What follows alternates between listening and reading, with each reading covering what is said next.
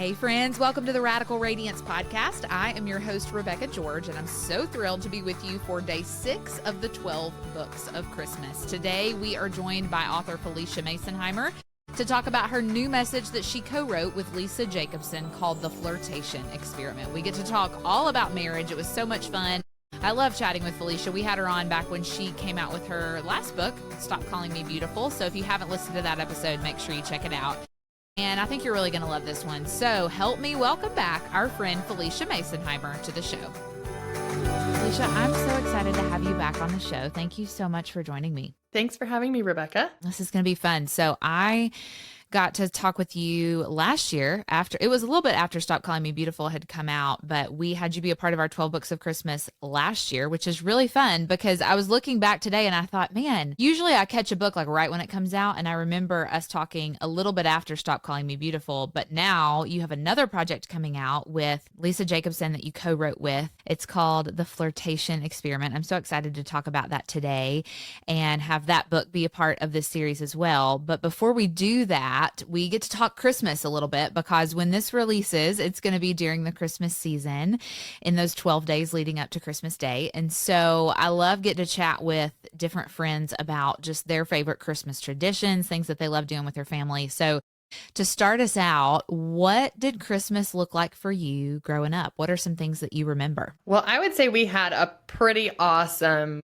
Christmas experience as kids. I have 5 younger siblings, and for Christmas, our biggest deal was we always had a real Christmas tree, and we would go cut it down the weekend after Thanksgiving. So the Saturday after Thanksgiving, we would all go pick out our tree, cut it down, take it home, decorate it. We're from northern Michigan, so it was a whole fun experience. We almost always had snow on the ground when we go to get it. So it's just very, very Hallmark-ish, I guess. Super fun. And we would sleep around the Christmas tree Christmas Eve night, and then on Christmas Day, we would open all the presents. I know some people do presents Christmas Eve or one present Christmas Eve, but we did all the presents and the stockings on Christmas Day. And so it was super fun.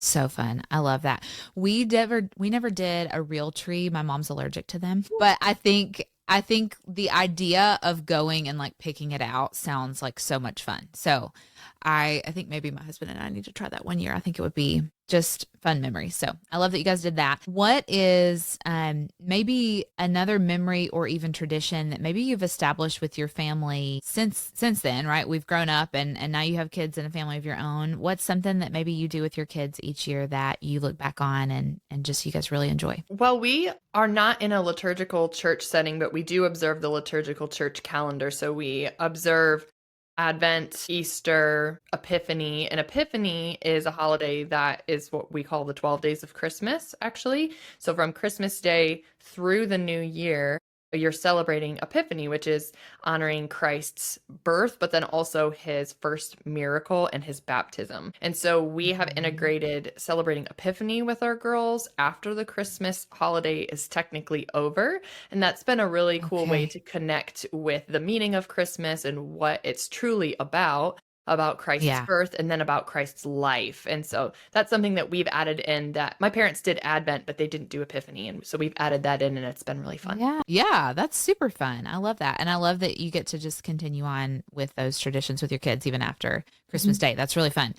Okay, so this one's a fun one because everybody's family is so different in terms of maybe tradition around things that they eat around the holidays. Is there something that when you think of Christmas, like it wouldn't be Christmas if this was not on my dinner table? That is a super good question because I don't remember anything specific from my childhood that I would say was a food that we always had, but somehow gingerbread or molasses cookies have become a thing in our house just by sheer accident. I don't know how, but we make them every year. The girls love to make them. And they think because Josh just loves the texture of them, I started making them and it's been fun to decorate. So instead of like sugar cookies decorating, we decorate gingerbread or molasses cookies. Hey, just interrupting this conversation real quick to tell you about one of our sponsors, Butterfly Box. Butterfly Box is a monthly subscription box that supports and encourages you in your journey as a Christ follower. They make great gifts and or a treat for yourself each month. And just for the Radical Radiance community, Butterfly Box is offering a code Radical Radiance 20, all uppercase, for a 20% discount on your first box by going to yourbutterflybox.com and entering the code Radical Radiance 20 at checkout. I hope you enjoy that so much, and let's get back to the conversation. Okay, I love that. My mom has the molasses cookie of all molasses cookie recipes. Oh, And that sounds when good. people try, I need to send it to you. When people try her molasses cookie recipe, they are forever changed. And so that is a staple in our house. They're so good. And they're so, I don't know how she does it, but you know how sometimes those kind of cookies are kind of hard and crunchy? Yes. Hers Yes. are just soft and almost the texture of like a softer chocolate chip cookie, but they're the molasses cookie taste. They're so good. I Okay. would like I my need to life. ask her. I would like my life changed. Feel I'll free send it to you. to ask her if she'll Yeah. share. Yeah. Now I'm gonna have to share it with everybody because I've said that. So I'll see if she's good with that. But yeah, we love those too. That's so fun. So like I said, I'm so excited to have the Flirtation Experiment be a part of our 12 Books of Christmas. The subtitle is 30 Acts Toward Far More Laughter, Romance, Passion, and a Deeper Heart Connection with Your Husband. So I am curious, Felicia, I know marriage is something that you've talked about for a while. I just want to hear your heart behind this message. Obviously, I think it's coming out for a reason right now for women, and I think we need it. And so tell us a little bit about your heart and Lisa's heart behind the book. Yeah, so the Flirtation Experiment, I think it's important to know, was born out of an actual experiment I did in my marriage on my own time to Okay. just put more magic and mystery back into it, because we had, and we still have, small children. We're both working Yeah. and we were kind of tired. And honestly, I felt like our relationship was just a little bit boring. It wasn't bad, it was just boring. And I was watching a Yeah. movie, a Hallmark movie, which isn't always a great example for romance, but in this case, I was watching it and I thought, okay, the crux of these movies is just how like there's this fun and flirtatious way of that mysterious way of engaging when you're first meeting someone, and that tension Yeah. that's there.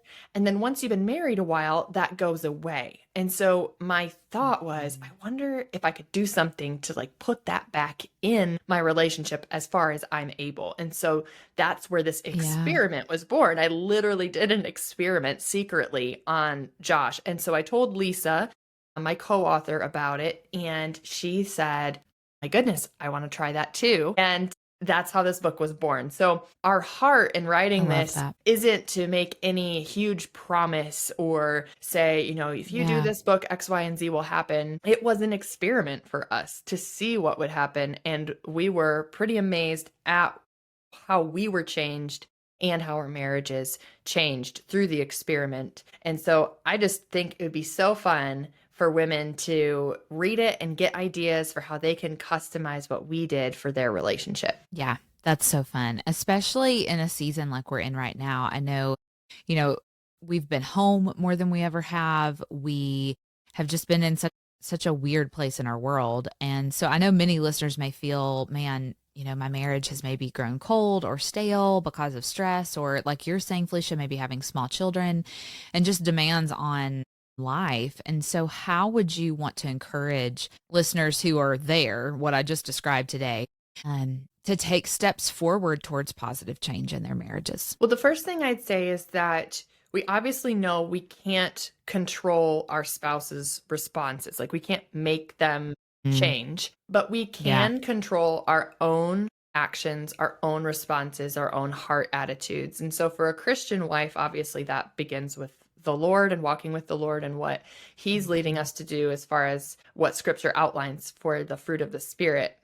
Be gentle, be kind, be patient, etc. Mhm. But then specifically in marriage, I think there are things that maybe we feel like we can't do that hold us back from Mm, feeling more fulfilled. And I know for a long time I believed that I couldn't pursue my husband. Like that wasn't a womanly or feminine thing. mm, And I don't know where I got that idea, picked it up maybe through some purity culture books when I was younger or something. But thinking that I can't pursue, I can't initiate, or feeling intimidated by doing that, or feeling lack of, not yeah. confident in my womanhood and in my wifehood to be the one who initiated romance or fun or attraction or Mhm. any of that. And so that was what I was experimenting with, was actually challenging myself to be the initiator, to be the pursuer, and how that actually gave me more confidence and made me feel actually more sexy as a wife, if you want to use that word. Yeah, Like, say it. I am more attractive. I am confident in who I am as a wife and as a woman, and I can reach out to my husband. That was kind of the result of the experiment for me. Yeah, that's so good. So for a woman who's like, wait, that sounds so contrary to what I've seen in culture, or that makes me feel really uncomfortable.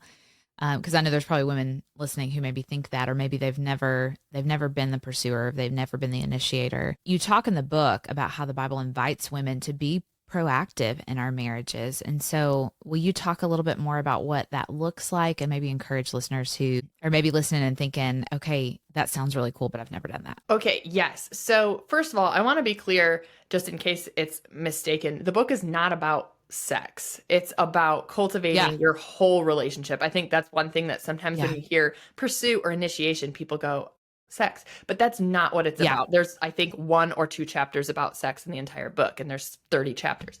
So, what Yeah. this is about cultivating just that fulfilled, exciting, enjoyable relationship that either we had when we Mhm. were dating or we wish we had now. And I'm not Yeah. talking about marriages that are abusive or hyper dysfunctional, because this book is not for them. They need to get a professional Right. counselor. But if you're generally healthy and you just feel a little bit bored, I think if you're intimidated by reaching out, you're not alone, because I felt very Yeah. uncomfortable in initiating, and a lot of what held me back was insecurity, pride, and fear. I was afraid of looking Mm. dumb to my husband or him reacting in a strange way. And what I found was the more I pursued him with these little different steps that we outline in the book, these ideas for expressing interest or humor or attraction to him, the easier it became. And the easier it Mm. became, the more I did it, and the more his response was positive and intrigued. He was never negative about it, but when someone's like, "What are you doing? Why are you doing Yeah. that?" You feel you feel a little uncomfortable and like, "Ugh, I'm intimidated." But the more you do it, the easier it gets. And it really did transform our relationship, because I think I just was more confident in who I was and was more confident Yeah. being in love with him. Yeah, that's so good. Without just totally giving away all your secrets, because the point of having you on is we want people to go grab the book. But what are a couple things that maybe you experienced and you thought, I've never thought about loving my husband in that way, but that was really, he received that really well, or maybe that was a surprise. What are a couple of those thirty things that maybe listeners wouldn't think, oh, yeah, I've tried that before? Like, what are some maybe things that we haven't thought about? Yeah. So, usually we think of like the kiss in the kitchen, like kiss for 7 seconds in the kitchen. That's great. That was one of the things I did. Yeah. But I also did a practice where I wrote out throughout the day, every time I had a negative thought about my husband, like, "Oh, he didn't do the dishes this Sure. day, or he didn't do that," which I think anyone who's married, you have those things run through your mind where you're like, "Wish they'd done this Yep. better," or "I wish they would do this." Every time I had one of those thoughts, I would write down a positive thought about him, even if it was unrelated to Mm. that issue. So he didn't do the dishes, but you know what? He did do the taxes, and that was super helpful. And I would write that down in my phone. And then at the end of the day, I took all those positive thoughts and I texted them to him Mm. as like, "Hey, I thought of these things about you throughout the day." So that was one of the things I did. Another one was I set aside some money after we had our third baby during the writing of this book. And I set Mm. aside some money about 6 weeks postpartum for him as a thank you gift for all of his help during the postpartum season. And Mm. I told him, go buy some fishing supplies with this money, because he really likes to Okay. fish and he hadn't had any time to do it. And it was in the middle of the fishing season when we had the baby. And I set aside Yeah. time and money for him to be able to pursue a hobby.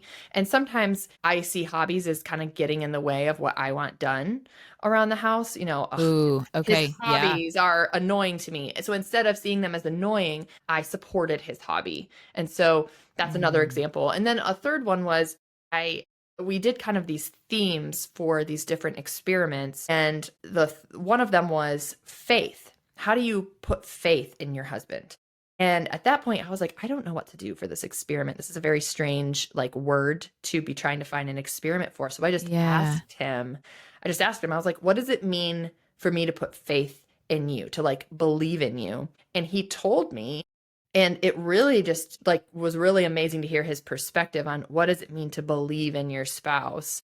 And so I took what he said and it happened to be a verbal experiment. So I was like affirming him with my words, and I did what he said. Yeah.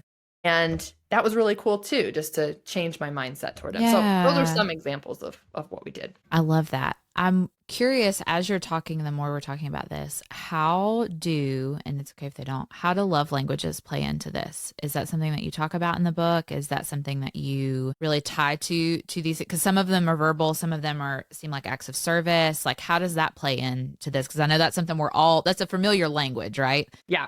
So we do touch on love languages throughout the book, and even mention like some of the things that I did weren't Josh's primary love language. But Yeah. the thing is, I think when you're loving someone, yes, it is going to perhaps have more impact if it's their love language, but they're still going to appreciate you doing something thoughtful and loving, even if it's not. So Josh is Yeah. not a words person. And throughout this experiment, I gave him multiple verbal affirmations, written out notes and things like that. And while they maybe didn't have as much impact as a quality time experiment did, they still impacted him in a positive way. So I think it's, yes, Yeah. take their love language to heart for sure when you're creating your experiments, but then also don't be afraid to go outside that box. You're just trying to show them that you love them. Yeah. Yeah. That's so good. That's really good. And I think sometimes we can get caught up in like, okay, I want to do this in a very robotic way, because a lot of times, at least for us, like our love languages aren't the same. And so sometimes it can feel really unnatural to maybe pursue that other love language. But I think you're so right in that, like, it's never wrong. None of the things that we're talking about are going to have a negative impact on our marriage. These are all great things to do for our spouse. So I love that. That's so good. So when you think about, this book releasing into the world and the impact it had on your marriage, what would you say is kind of your prayer for women as they walk away from the book? I think my prayer for them would be to see it not as a rule book or like Yeah. this hard and fast guarantee or guide. This is literally just the stories of two wives, one more extroverted, one more introverted, one who's been married 28 years, one who's been married 8 years, walking through their seasons, trying to intentionally love their spouse. It's supposed to be a very freeing book. My prayer would be Yeah. that it just sparks something in wives and gives them ideas for practically pursuing their husbands. And I think the other thing I hope for them is that they would come away just feeling very confident in their femininity and in their womanhood and in their wifehood, that it is actually okay and even God ordained to want to be desired, to want to be sexy and to be attractive to your husband, to see his eyes light up when he sees you. And while you cannot control him, you can grow in your confidence. And even secular authors say confidence is very attractive. People are drawn to it. And so I've seen that really transform my marriage as I've become more lovingly confident in who I am. And Ah, so I really hope that that's maybe an offshoot of reading the book. yeah, that's so good. I love it. Well, by the time this episode airs, it will be out in the world. People can go grab it anywhere they buy their books, and we'll be giving away a copy. Again, we've already said this, but we'll give away a copy of this one along with all 11 other authors that have written books in 2021 that we're featuring this week. So that's so exciting. And Felicia, I'm just so thankful to you and Lisa for one doing this in your own marriage. But then I think it's really special when a writer will be like, hey, wait a minute, this would actually set other people free too. So I love that you're doing that for other wives, and I just can't wait to see what God does with it. So thank you so much for joining me today. Thank you for having me. I hope you loved that conversation as much as I did, and I hope you'll go grab a copy of the Flirtation Experiment today, wherever books are sold. And guys, tomorrow I will be back with day 7 of the 12 Books of Christmas, where we will sit down with Dave Ramsey personality, Christy Wright. You know I love Christy, and she is on to talk about her new book, all about time management. I love this conversation with her. I think you're going to love it too. So grab your wrapping paper, grab your cup of coffee, join me tomorrow, and we will chat with Christy.